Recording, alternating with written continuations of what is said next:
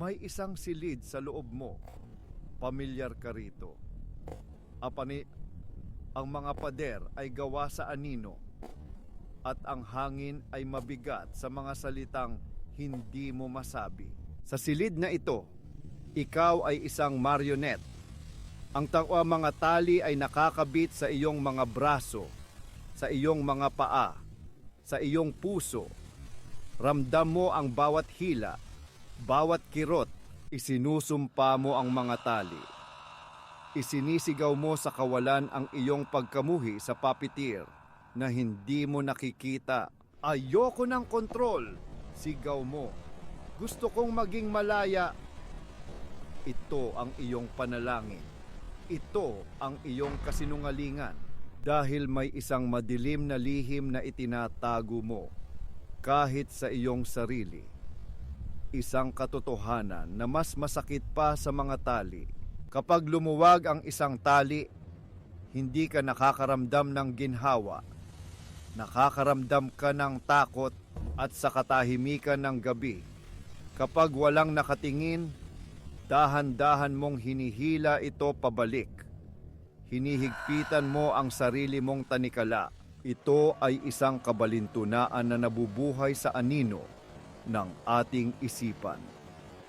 Ang pag-ayaw sa kontrol na siya ring nagbibigay sa atin ng kapanatagan. Bakit? Bakit natin hinahanap ang hawla na ating kinasusuklaman? Hindi ito kahinaan. Ito ay sikolohiya. Una, mayroong takot sa responsibilidad. Ang kalayaan ay isang mabigat na pasanin. Kapag malaya ka, bawat desisyon ay sa iyo. Bawat pagkakamali ay sa iyo. Kapag may kontrol, mayroon kang masisisi. Ang amo, ang partner, ang sistema, sila ang may kasalanan ng iyong kalungkutan, hindi ikaw.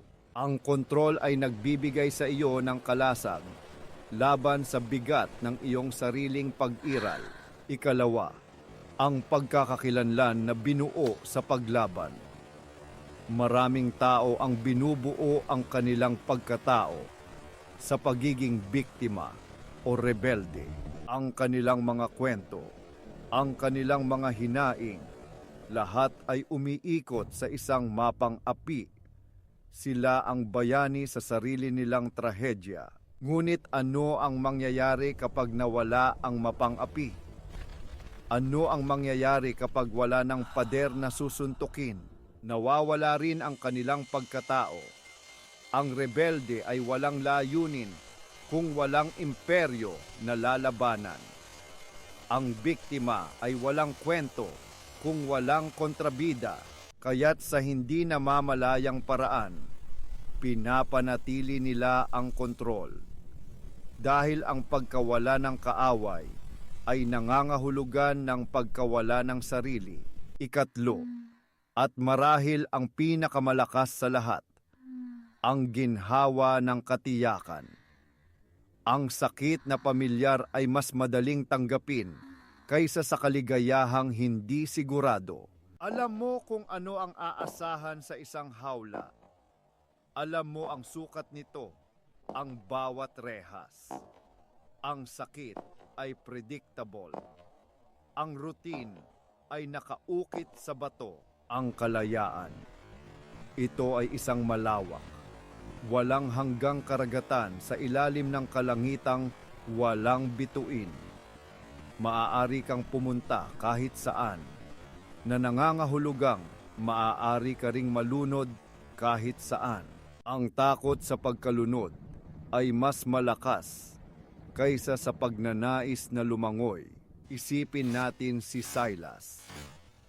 Isang pintor na may pambihirang talento, ngunit nagtatrabaho sa isang kumpanya kung saan ang kanyang pagkamalikhain ay kinokontrol ng mga numero at deadlines. Araw-araw nagrereklamo siya. Pinapatay nila ang aking kaluluwa, sabi niya. Kung malaya lang ako, makakalikha ako ng obra maestra. Isang araw, nagkaroon ng downsizing. Tinanggal siya sa trabaho. Binigyan siya ng malaking separation pay. Sa wakas, malaya na siya. Ang unang linggo ay puno ng pag-asa.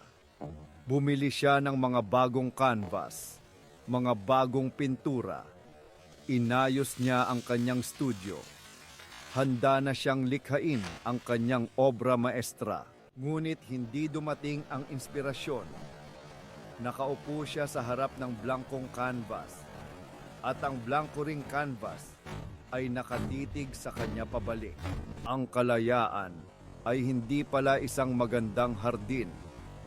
Isa pala itong disyerto. Walang nagsasabi sa kanya kung anong oras gigising. Walang deadlines na hahabulin. Walang boss na kamumuhian. Ang katahimikan ay nakakabingi. Ang mga pagpipilian ay walang katapusan. Ang presyo na lumikha ng isang obra maestra ay mas malupit kaysa sa kahit sinong boss. Pagkalipas ng isang buwan, si Silas, ang malayang pintor, ay naghahanap ng bagong trabaho. Isang trabaho na may istruktura, may mga patakaran, may kontrol. Hindi niya kinamumuhian ng kontrol. Kinamumuhian niya ang mga resulta nito. Ngunit mas kinatatakutan niya ang kawalan ng kontrol. Ito ang pagbubunyag. Ito ang sandali ng katotohanan. Ang mga rehas na isinusumpa mo ay hindi gawa sa bakal. Ang mga ito ay gawa sa iyong mga takot. Ang puppeteer na iyong kinamumuhian ay ikaw.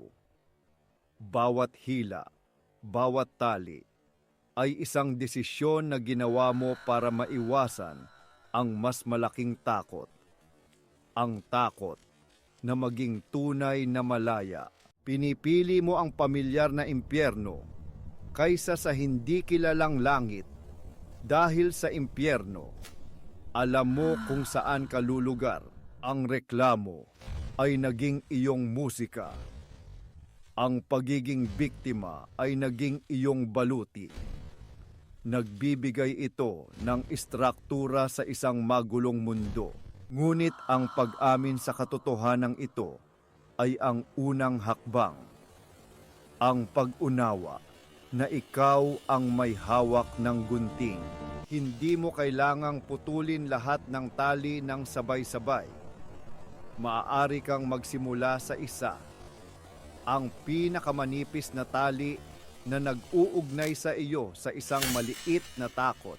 Ang paglaya ay hindi isang malaking pagsabog.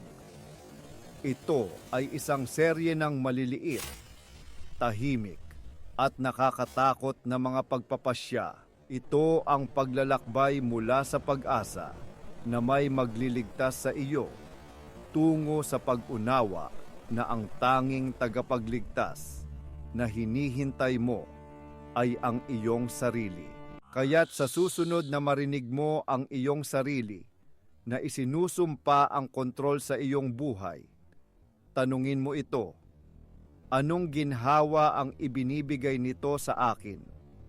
At handa na ba akong harapin ang nakakatakot na kaluwalhatian ng pagiging tunay na malaya?